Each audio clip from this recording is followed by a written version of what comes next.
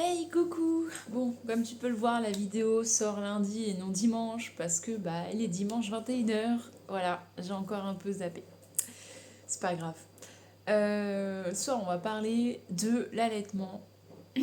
Enfin, du coup, de mon expérience personnelle, hein, parce que je suis pas la pro de l'allaitement, même si je pense que je me suis assez renseignée. On va monter ça un peu là. Hop, je suis un peu coupée. Ouais, c'est un peu mieux. C'est moi qui l'ai fait. Il est magnifique, hein. Bon, de toute façon, même si vous aimez pas, vous êtes obligé de dire qu'il est magnifique. Voilà. Ça m'a mis 1 mois et demi. Avec au moins 1 heure par jour de crochet. Infernal. Hyper long. Mais alors, ces petites feuilles, magnifiques. Bref, l'allaitement. Prenez votre thé, votre tisane, votre café, mettez-vous bien, petite bière et tout. C'est un sujet hyper complexe, hyper grand, hyper énorme. Enfin, franchement, quand avant de tomber enceinte, moi j'étais en mode ouais, je veux allaiter. Genre, j'avais pas vraiment de raison. J'étais en mode non, pour moi c'est classique, c'est normal, c'est naturel. J'aime ce qui est naturel. Pour moi, il y avait pas de question, il n'y avait pas de choix en fait, il n'y avait pas de. Voilà, vraiment, je me suis pas posé la question plus que ça, du choix du biberon ou non. J'ai un copain, un chéri qui ne m'a pas non plus posé de questions, n'a pas remis en cause ce choix. Enfin voilà, pour tous les deux, c'était normal en fait, ce choix-là. Euh, Ce qui est plutôt bien parce que je sais qu'il y a des femmes qui doivent un peu se battre pendant leur grossesse avec leur chéri ou même après parce que ils refusent l'allaitement pour plusieurs raisons. La première, c'est que malheureusement, on est dans une société, dans un pays, la France, qui sexualise énormément l'allaitement, le sein. Hein. Beaucoup oublient que c'est quelque chose qui est nourricier, qui n'est pas là pour être un objet sexuel à la base, et que si ça produit du lait, c'est pas pour faire beau. Qu'il y a des années, le biberon, il n'existait pas, hein, il n'y avait pas des biberons en pierre, donc bref. Il y en a beaucoup qui oublient ces règles-là. Il y a aussi un truc que je trouve assez important parce que, en fait, avant de te lancer dans l'allaitement, t'entends très souvent, et même quand t'es quand même au début, quand tu allaites, t'entends très souvent que oui, c'est inné, bébé sait faire, tu sais faire, c'est facile. Je suis désolée, c'est pas facile. En fait, ça pourrait être facile. Ça devrait être inné, ça devrait être naturel. Mais à l'heure actuelle, ce n'est plus possible parce qu'il y a beaucoup, beaucoup, beaucoup de conneries qui ont été rentrées dans le cerveau des gens grâce au lobby pharmaceutique et au lait infantile. Parce que n'oublions pas que quelqu'un qui allait ne donne aucun argent à personne, quelqu'un qui n'allait pas donne énormément d'argent à beaucoup de monde, que ce soit pour les biberons, pour le lait, pour tout ce qui va avec les chauves biberons et toutes les conneries. Bref, l'allaitement, ça coûte rien. Du coup, concrètement, même les médecins, même les pédiatres, enfin, il n'y a plus personne qui est formé, plus grand monde n'est formé à l'allaitement, plus grand monde s'y connaît. Même ma pédiatre, qui est très bonne dans son boulot, euh, n'y connaît rien. Enfin, pas rien non plus, mais on va dire qu'elle me donne des conseils qui, si je n'avais pas les infos et si je suivais ces conseils, je mettrais en péril mon allaitement très facilement. Et j'aurais pu, du coup, faire un sevrage naturel sans même le vouloir. Voilà. Je pense qu'il y a des choses quand même qui sont hyper importantes dans l'allaitement, c'est de se renseigner un maximum sur ce qui se passe dans son corps, parce que j'avoue que moi, je suis peut-être une psychopathe. J'ai peut-être passé plus d'1 an, avant même d'être enceinte, de me renseigner sur beaucoup de choses concernant la maternité, la grossesse, l'accouchement et l'allaitement. C'était quelque chose qui était important pour moi d'avoir les données, les infos et de savoir dans quoi je me lançais. Du coup, j'ai énormément engrangé beaucoup, beaucoup, beaucoup d'informations. Et, euh, et à l'heure actuelle, je pense que si j'avais pas eu toutes ces informations, si j'avais pas été aussi entourée d'une personne magnifique qui, je l'appelle ma marraine d'allaitement, c'est mon ostéopathe en fait. Pendant ma grossesse, j'ai été la voir et je lui ai dit que voilà, j'étais dans un projet d'allaitement. Enfin voilà, on a parlé un petit peu de ce que j'avais en vie pour la suite.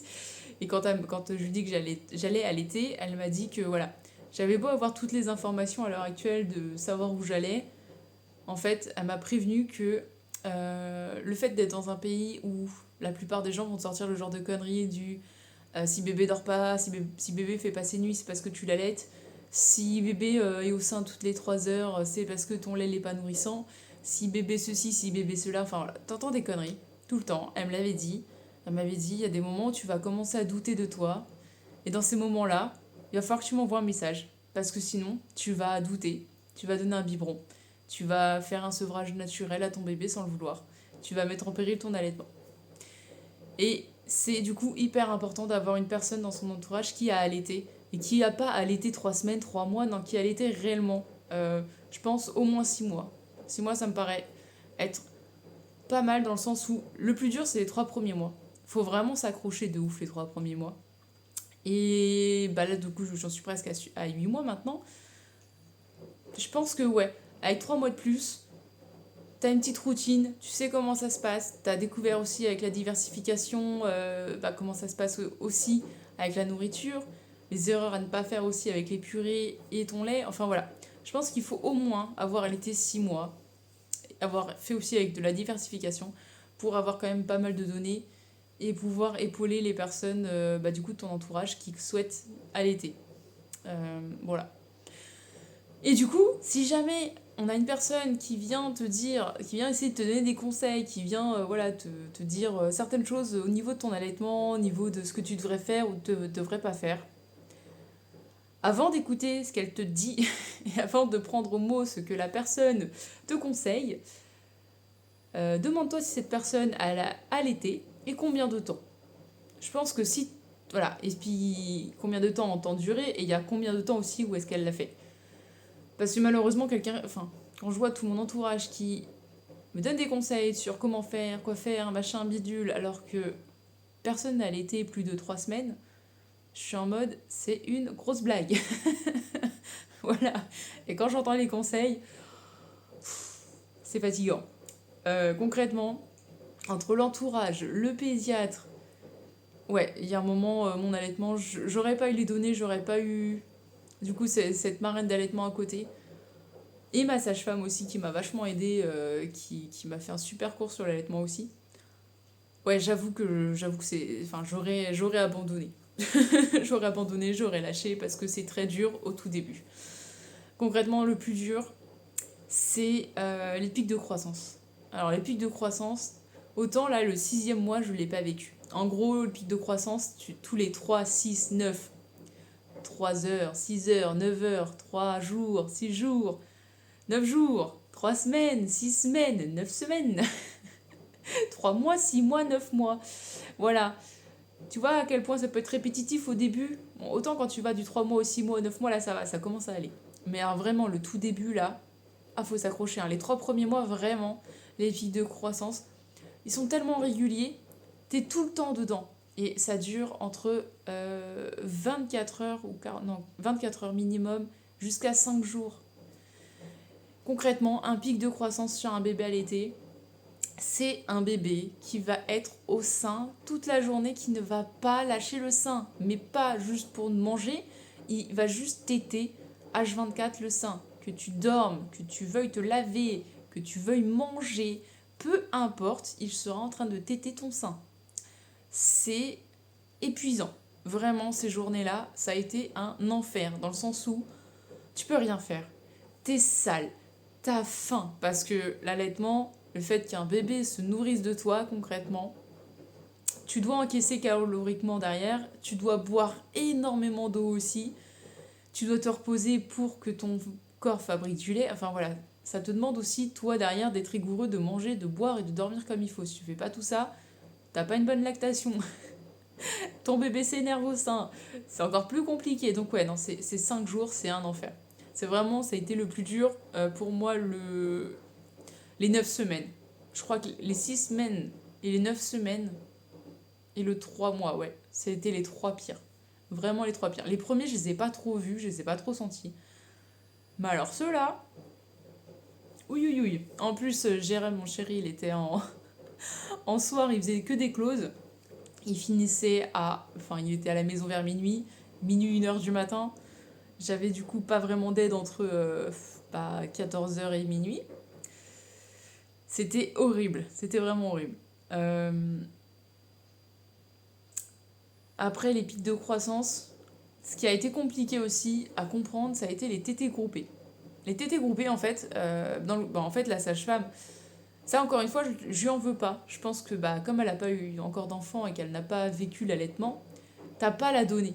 En fait, on te donne l'info telle quelle, mais en pratique, c'est pas la même chose. En fait, on te dit, ouais, les tétés groupés, bah, ton bébé va te demander le soir plus de tétés que dans la journée. Genre, dans la journée, on va dire, tu vas avoir un petit rythme de 1h30, 3 heures à peu près entre chaque tété.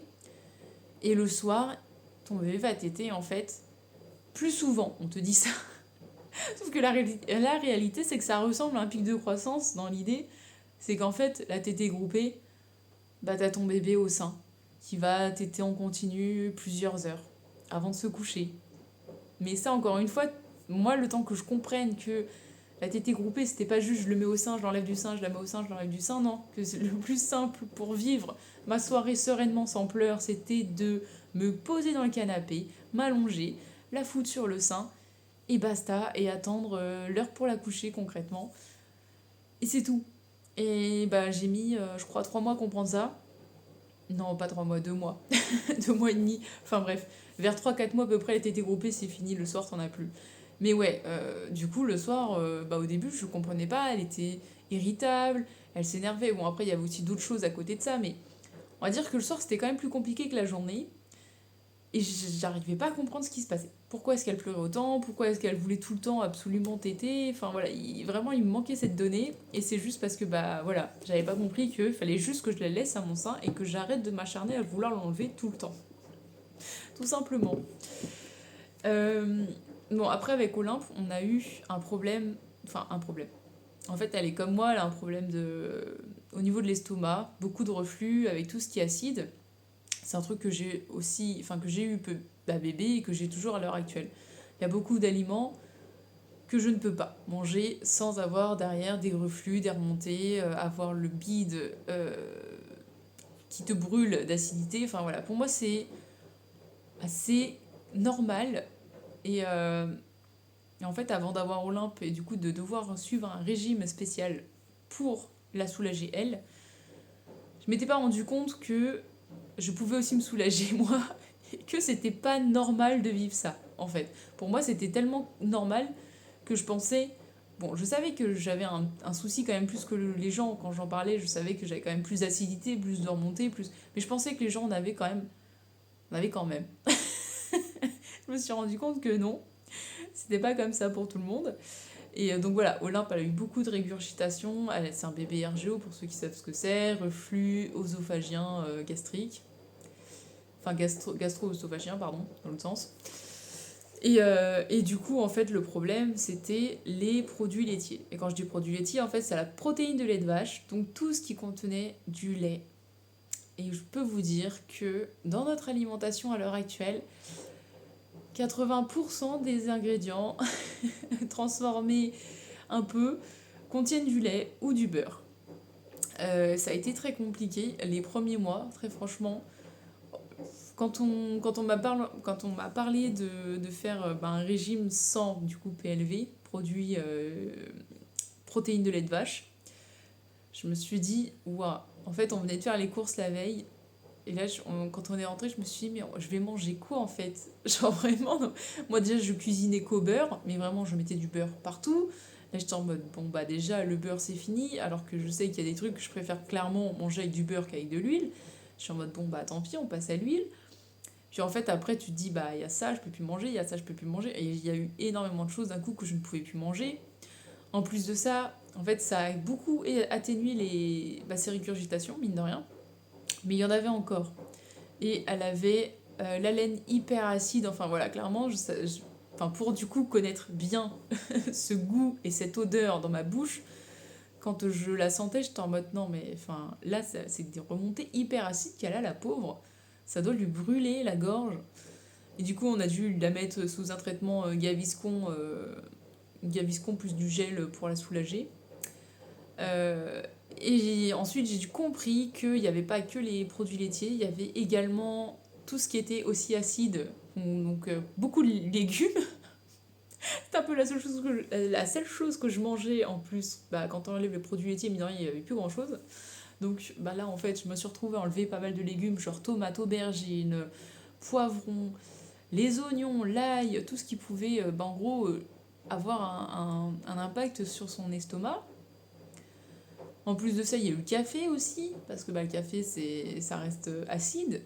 Enfin, il y a eu énormément de choses. Le citron, les agrumes, j'ai dû arrêter de prendre du d'orange le matin. Enfin bref, ça a été tout un chamboulement alimentaire pour moi, qui a été pire que pendant la grossesse. Et pourtant, la grossesse, franchement, déjà, le régime grossesse, il est chiant.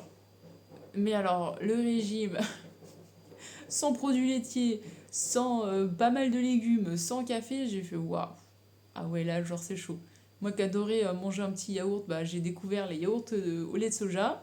Bon, faut savoir aussi que dans le régime PLV, t'es aussi censé éviter le soja et toutes les viandes à base de bœuf. Ce que j'ai pas fait parce que, en fait, j'ai remarqué que ça n'impactait pas les régurgitations d'Olympe, que je les mange ou que je les mange pas, ces trucs-là. Mais sinon, oui, tu peux aussi, en plus, avoir ce régime-là. J'étais en mode, voilà, non, c'est trop, genre, c'est trop, c'est trop. J'en pouvais plus. Donc, ouais, du coup, du jour au lendemain, bah, j'avais plus de gâteau, j'avais plus rien à manger, ne serait-ce que pour les grignotages, je ne pouvais plus rien grignoter. Je commençais du coup à me faire des. Je me suis fait un gâteau au yaourt de soja par semaine, voire même tous les 5 jours, je faisais un gâteau au yaourt. Parce que, comme je vous le disais avec l'allaitement, tu consommes beaucoup, beaucoup de nourriture, surtout vraiment au début, parce qu'avec les pics de croissance, vraiment le début, c'est un vrai. C'est pas un marathon, c'est même un sprint marathon, je sais pas, faut tenir. Euh, J'avais vu une donnée qui disait qu'une journée d'allaitement, c'était équivaut à 11 kilomètres de marathon. Genre, t'es en mode, ok, moi les 11 kilomètres de marathon, jamais je l'ai fait. Jamais, dans aucun monde, je cours 11 kilomètres. Je pense peut-être avec des zombies au cul, peut-être. Mais là, comme ça, non. Donc voilà, ça demande quand même pas mal de ressources. Euh, L'avantage, c'est que du coup, bah, j'ai perdu tous mes kilos de grossesse très rapidement grâce à ça. Parce que, bah, mine de rien, bah, en fait, tu donnes tellement tout à bébé que voilà, j'ai même donné le gras que j'avais en surplus. Qu'est-ce que je peux raconter d'autre sur l'allaitement? Le lait. C'est un truc de ouf, le lait maternel, comment c'est magique. Mais vraiment. En fait, ma sage-femme, bah, pendant le cours sur l'allaitement, elle m'a expliqué que, en fait, le moindre bobo, le moindre problème, tu mettais du lait maternel. Et moi, au début, j'étais en mode, mais qu'est-ce qu'elle raconte? Genre, elle me dit conjonctivite, tu mets du lait sur une compresse, tu tapotes les yeux. J'étais en mode, ok. Je prenais les notes, hein, vraiment, j'étais en mode, allez, moi j'écoute, hein, de toute façon, voilà, j'avais pas cette donnée. Donc je prenais les notes, elle me disait érythème fessier, tu mets du lait, tu tartines de lait, ça va passer tout seul. Voilà, vraiment tout, brûlure, griffure, le moindre truc, tu veux hydrater la peau de bébé, tu mets du lait. Enfin, tout, tu mets du lait. Elle m'avait même conseillé de faire des glaçons de lait pour mettre ensuite dans une tétine spéciale, une grignoteuse, où du coup, bah, les personnes qui sont souvent biberons vont mettre des fruits dedans. Les gens le connaissent plus comme ça, la tétine où tu peux mettre des fruits dedans. Donc du coup, bah, moi je mets des glaçons de lait quand elle a des poussées dentaires. Et ça marche trop bien. Bon, je l'entends bouger. Si jamais je dois couper la vidéo, vous savez pourquoi. C'est qu'elle s'est réveillée. Bon, en tout cas, le lait c'est magique. On va falloir que j'y aille. Ah, bon, peut-être que je vous en reparlerai un petit peu. Allez, bisous, à la prochaine.